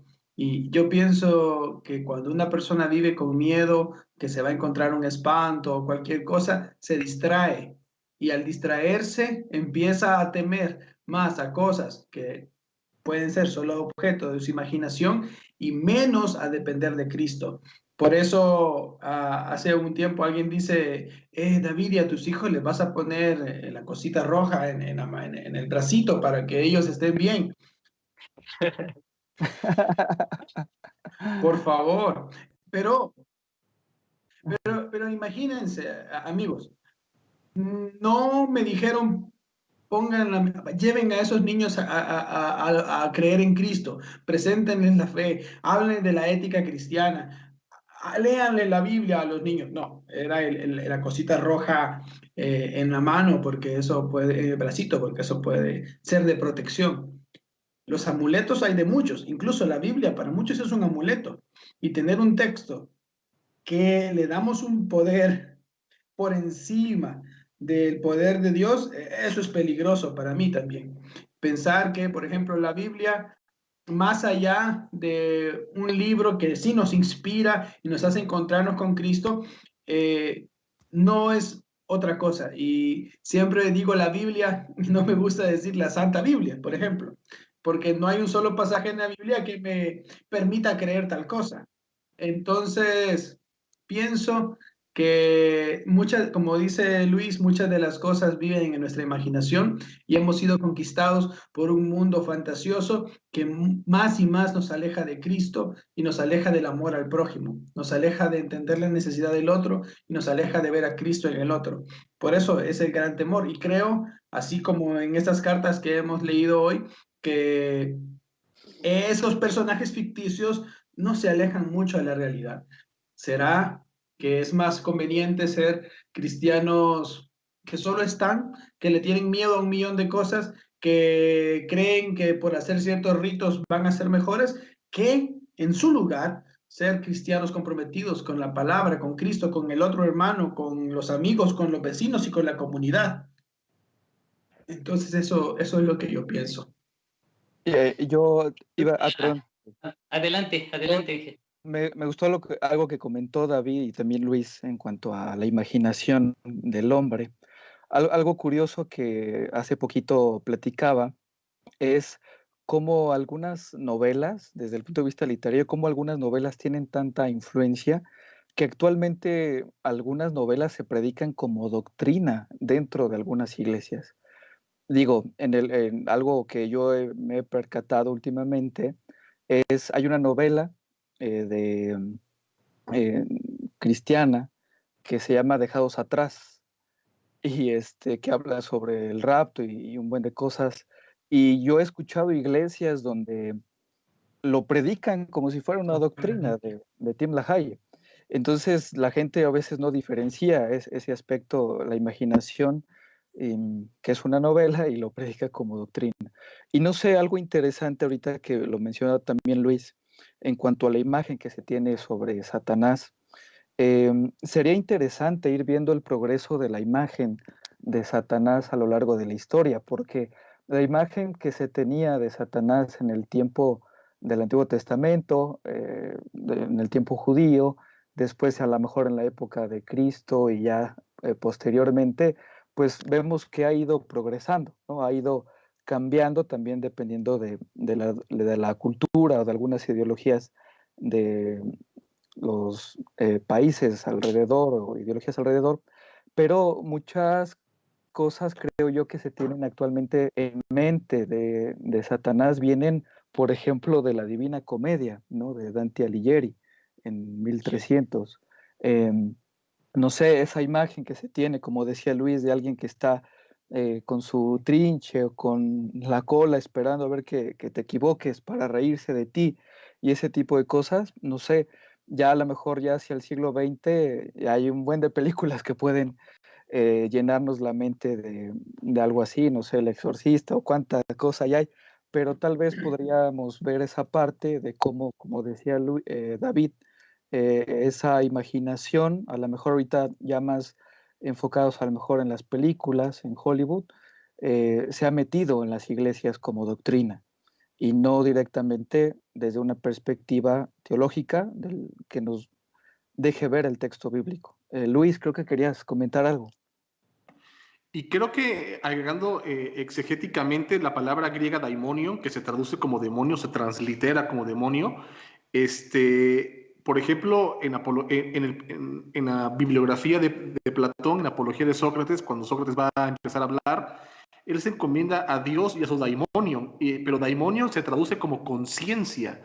Entonces, el sentido de daimonion es un neologismo sintáctico que el cristianismo introdujo, es decir, que es algo externo que viene a mi mente y que yo como consecuencia cedo o decido no ceder. Pero en sí, el daimonio, la palabra daimonio tiene que ver con la conciencia y la responsabilidad moral. Es lo que más adelante rescatará Kant. Pero entonces por eso yo sigo pensando que son muchas lo que catalogamos como demonio son muchos de nuestros deseos, de nuestras inquietudes. Y también coincido totalmente con Ángel, porque cuando Dante escribe la Divina Comedia, él solamente lo que hace es recopilar la teología popular de Italia. Entonces, y por eso su visión del infierno, ahí están los filósofos, ahí están todos los, por ejemplo, cada círculo de los 9 círculos castigan un pecado concreto. La pregunta es, ¿la Biblia habla de eso concretamente en cuanto a castigo? No, pero ¿qué es lo que produce esto? La imaginación popular, la teología popular, ese estar relatando de boca en boca crea un tipo de teología que se adopta muchas veces de forma inconsciente. Y eso es lo que tenemos actualmente en nuestras iglesias. Bueno, en las iglesias. Entonces, entonces eso quería mencionar. Bueno, perdón que me meta otra vez. Aquí hay varias cosas que coincido completamente con ustedes porque gran parte es de la imaginería o no sé cómo decirlo, ¿no? De la imaginación y teología de ciertos tiempos, pero algo bien cierto es que no solamente se genera dentro de la iglesia, sino aún fuera de la iglesia, el desconocimiento, porque hace rato Ángel hablaba de la doctrina de dejados atrás, pero también podemos hablar de la doctrina del Código Da Vinci, ¿no? En donde un montón de personas está creyendo que el Código Da Vinci es real, ¿no? Y entonces podemos ver que el desconocimiento y que la flojera humana no es nada más en los creyentes, y no es que esté defendiendo a los creyentes. La realidad es que los creyentes muchas veces nos acomodamos, y así como decía Luis hace rato, estamos buscando no un pastor que nos guíe en la enseñanza bíblica o que sea quien dirija el servicio, sino estamos buscando un pastor niñera que me diga cómo llevar mi vida adelante. Y eso es un peligro, porque el pastor, bueno, yo creo que aquí al menos hay 3 que han llevado el pastorado, y el pastor no es alguien que sepa cómo llevar su vida. Y entonces, si yo estoy esperando que el pastor me diga cómo llevar mi vida cuando no sabe llevar la suya, pues entonces tengo un problema y ahí hay doctrina de demonios, ¿no? Porque me están haciendo pensar que él me va a guiar. Ahora, en cuanto a la demonología y en cuanto a todo esto, creo que también podemos pensar en el concepto Satanás o en el concepto Satán como el enemigo, ¿no? Pensando etimológicamente. Entonces, es todo aquello que es contrario a nosotros y, bueno, en este caso, contrario a la doctrina bíblica, contrario a la enseñanza bíblica. Y hay partes bien interesantes. Y yo quiero centrarme en una persona en específico, ¿no? Hay por ahí un cierto profeta, que no voy a decir nombre, pero se apellida Maldonado, que ha escrito varios libros, ¿no? Sobre demonología y sobre demonios y sobre liberaciones. Y es interesante ver cómo es que esta persona ve al mundo cristiano como lleno de demonios. Y aquí hay algo bien interesante, porque muchas veces se ocupa para que a mí me vaya bien. ¿Y en qué aspecto lo digo? El pastor o este supuesto pastor, este supuesto líder, lo que hace es decir, yo te voy a liberar, pero tú con cuánto me apoyas, ¿no? Y cuando podemos ver en la Biblia, en los relatos bíblicos de las liberaciones que hace Jesús o de las liberaciones dentro de los relatos bíblicos, podemos ver que él no estaba buscando cuánto me vas a dar. Y otra cosa, según yo, en los relatos bíblicos no hay ninguno que se haga una liberación dentro de un creyente. O sea, no hay un creyente que ya esté creyendo y que sea liberado del demonio. Pero entonces, creo que esto de los demonios da un montón de tela de dónde cortar, que da un montón de comentarios y cada uno de nosotros trae sus rollos, ¿no? Pero está buenísimo el tema, no sé qué opinen. Y me escribieron una pregunta para José Luis, bueno, para Luis José, perdón, nada más que le escribe Rose Mendoza y me dice que no puede ahorita escribirla en el chat porque está en el hospital y me encareció que se la leyera Luis. Entonces, Luis, ahí va la pregunta. Dice, ¿no se supone que es en la iglesia y solo ahí donde creces en carácter y ahí, en donde tienes diferencias con los hermanos, es donde se forja el carácter? Señor filósofo, no todas las iglesias son como las describe, sino como actúan o como Dios manda, y en donde actúan como Dios manda, ¿se le puede llamar entonces cristianismo? Esa sería la pregunta. Bueno, ella se respondió solita, se supone, porque en este caso, yo por eso lo dije, no todas las iglesias, porque si no caería en la falacia de generalización indebida. En este caso, pues sí, una gran y alarmante mayoría tenemos esto. El punto es, ahora sí, como siempre se ha mencionado, a la luz de un estudio exegético de la Escritura, mira tu iglesia, nada más. Ahí está. Con eso tienes tu respuesta para poder decir, no, esta iglesia vale la pena. Y el problema es que la gran mayoría, incluso en centros teológicos donde forman líderes, no pasan ese filtro. Entonces, el hecho de que me digas, es que voy en esta organización, en esta iglesia a crecer, incluso con la discrepancia de los hermanos, eso no es una iglesia. Si vamos al libro de los Hechos, tenemos el paradigma central de ser cristiano. Claro, esto no quiere decir que signifique una interpretación de que, ay, esto suena ideal, suena utópico. Recordemos que en Hechos capítulo 2 dice, se reunían frecuentemente, Hechos 2:42, para escuchar la enseñanza, no para que papi pastor te diga, ay, te portaste mal la semana, no hay bronca, tienes que dar diezmo, aquí venimos, tapapacho, mi vida. Dice, para escuchar la enseñanza de los apóstoles y para participar en la vida en común. No dice para que en el roce con los hermanos mi carácter crezca. Eso no es una iglesia. Y la fracción del pan, o sea, la Eucaristía, y en las oraciones. Eso es un cristianismo responsable. Esto se vivía en Hechos 2, no es una utopía. No es comunismo, no es marxismo, no es nada. Esto es una realidad eclesial.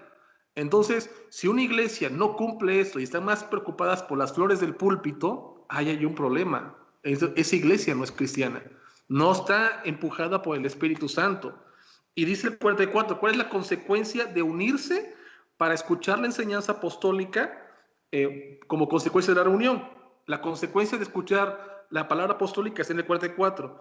Los creyentes estaban todos unidos y poseían todo en común. No dice los creyentes estaban forjándose carácter entre unos de ellos, estaban todos unidos. Entonces, si una iglesia que no cumple esas características no es una iglesia de Cristo. Y el problema es que como iglesia evangélica, la iglesia evangélica está totalmente dividida. Y esa es una crítica que nos hacen los católicos directamente y tienen toda la razón. ¿Cuántos líderes religiosos conocemos que aman el poder, el hecho de que yo soy el pastor, yo soy el anciano, yo soy el presbítero, yo soy el que tiene la autoridad? Y es un ignorante analfabeta que con trabajo lee la Biblia, pero le encanta el poder. Hay un montón, dije, no todas, pero sí una gran mayoría, por supuesto. Entonces, el hecho de que estén todos unidos es una característica de la presencia del Espíritu Santo. Y aquí está, no lo digo yo, está en el texto. Entonces, ¿qué significa que el texto sea la autoridad? Que mi interpretación no debe estar por encima de lo que yo considero que es la verdad, porque la interpretación que yo puedo darle al texto es decir, yo puedo justificar mi pastorado, mi amor al poder, puedo justificar mi amor al dinero o ver la iglesia como una empresa con versículos bíblicos. No, lo que justifica la palabra apostólica es la exégesis textual. Y es por eso que el apóstol Juan, cuando empieza su primera carta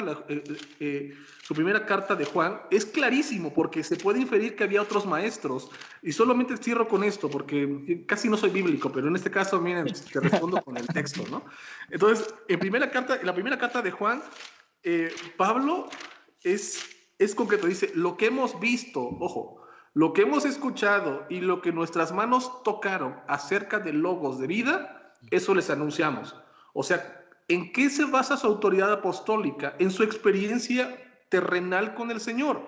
Entonces, cualquier otro maestro que quiera decir, no, yo soy más chido que Juan, no convivió con el Señor. Su autoridad apostólica y la palabra apostólica del apóstol radicaba en esa convivencia con el Señor. Por eso dice, si decimos que no tenemos pecado, lo hacemos a él mentiroso.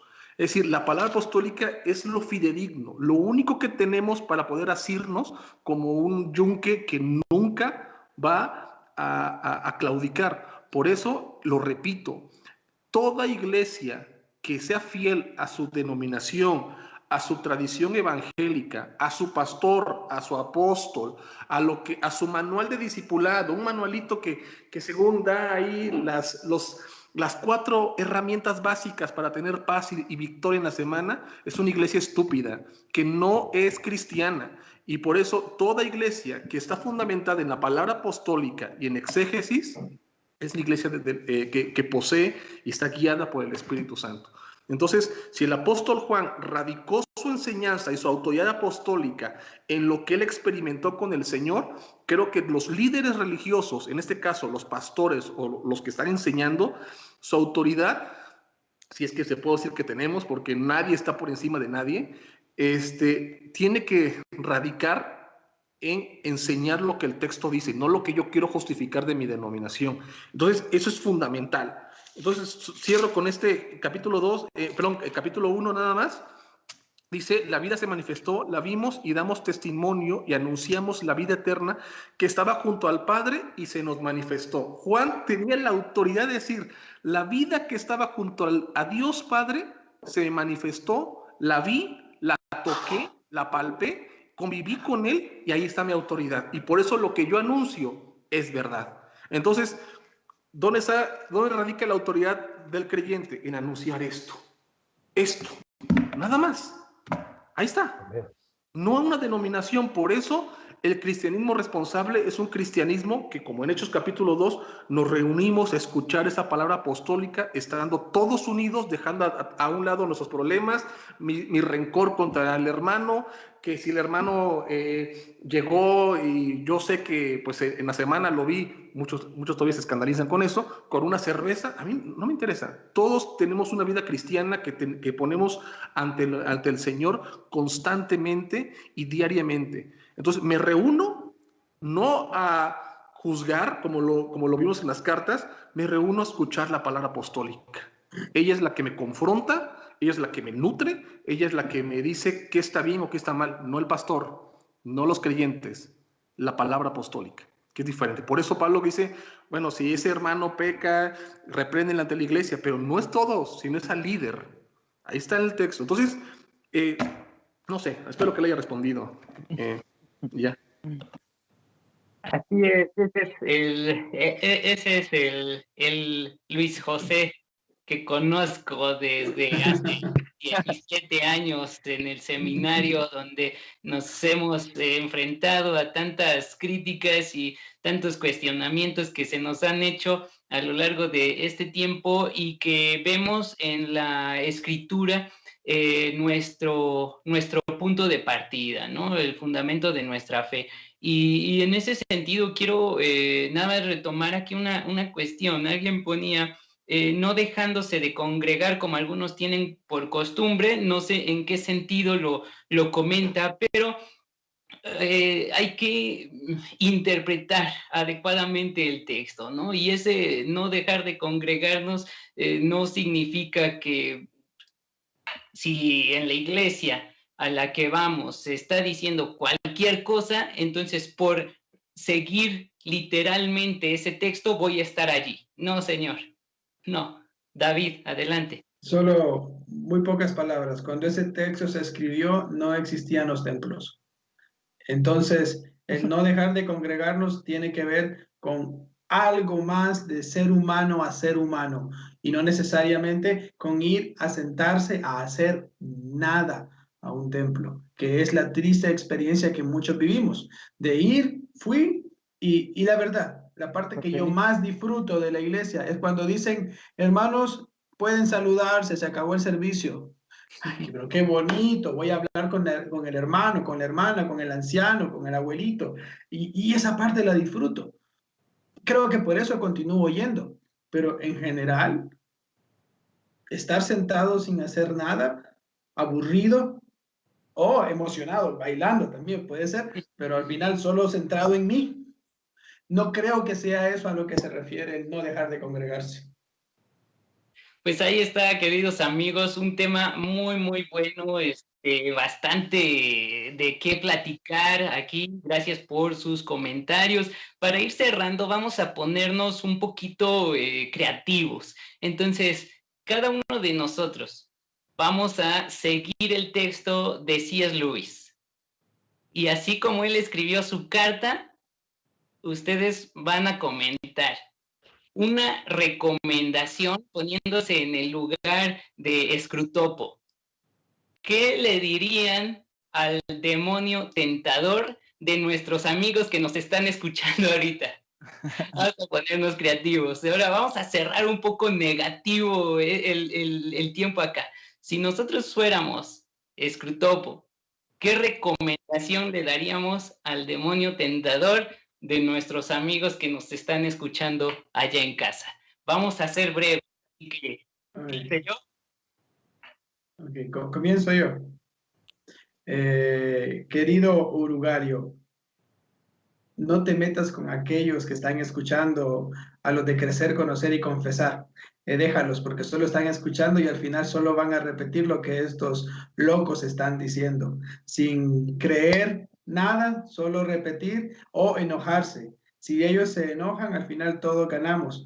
Y si se enojan y se cierran en su propio pensamiento, mejor todavía. Entonces, orugario, cuidado con que después de esto empiecen a pensar y se preocupen por leer su Biblia. Eso sí sería terrible.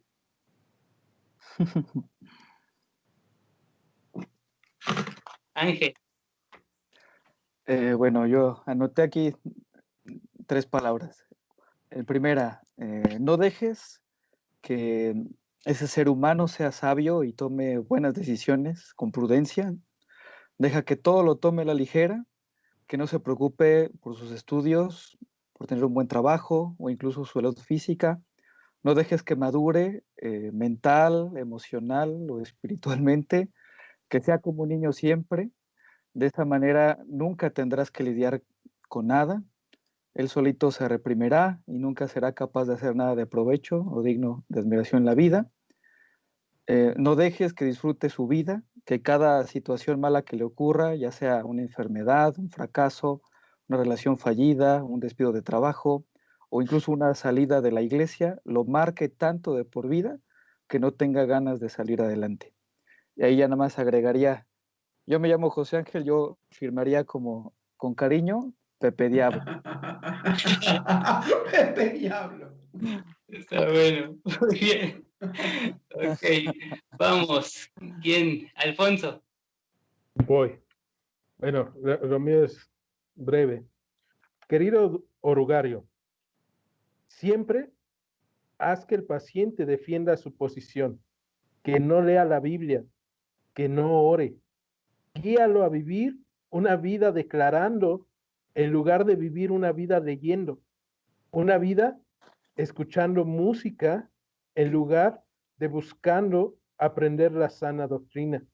Así lograrás que no importa el lugar en donde esté, nunca se aleje de nosotros y así pueda llegar a donde nuestro Padre, el de abajo, quiere que llegue. Cariñosamente, el tío Ponchín. Okay. Luis. Yo pienso que le diría, querido Lugario, aléjalo de la autocrítica, acércalo a sus pasiones más cercanas y más ocultas y deja que otros le decidan qué leer, qué pensar y qué actuar. Atentamente, tu deseo más profundo. Ale. Ok. Muy bien, pues cierro. Entonces, querido orugario, hazles creer, más personal, ¿no? Hazle creer que su fe y su denominación es la única y verdadera, que critique a todas las demás, que no conviva con ningún otro creyente que opine diferente, que se encierre en sí mismo y crea que su fe es la única. Wow. Ahí está, amigos. Pues esperamos que este tema, así como a nosotros nos lleva a reflexionar, a compartir estas palabras, pues también nos inquiete, ¿no? En aquello que tenemos como verdadero y que nos inste a seguir al Señor a través de su palabra, ¿no? Evidenciando todas estas falacias que llegan a pulular en nuestras iglesias. Que Dios les bendiga. Gracias a David, Alfonso, Ángel, Luis, Jonathan en los controles. El siguiente martes vamos a tener otra temática. Alfonso, cuéntanos tantito qué vamos a estar hablando. Vamos a estar leyendo Utopía de Tomás Moro, que creo que va a estar bastante interesante también pensando en este mundo ideal que muchas veces nosotros creemos, y también nos va a estar hablando de algunas realidades sobre el mundo ideal que me gustaría lleváramos al terreno de la teología y de lo vivencial. Pues ahí está, los esperamos el martes que viene. Muchas gracias por estar atentos a todo este programa y pues nos estamos viendo. Gracias, amigos. Gracias. Bye, bye. Adiós. Un gusto estar. Dios les bendiga.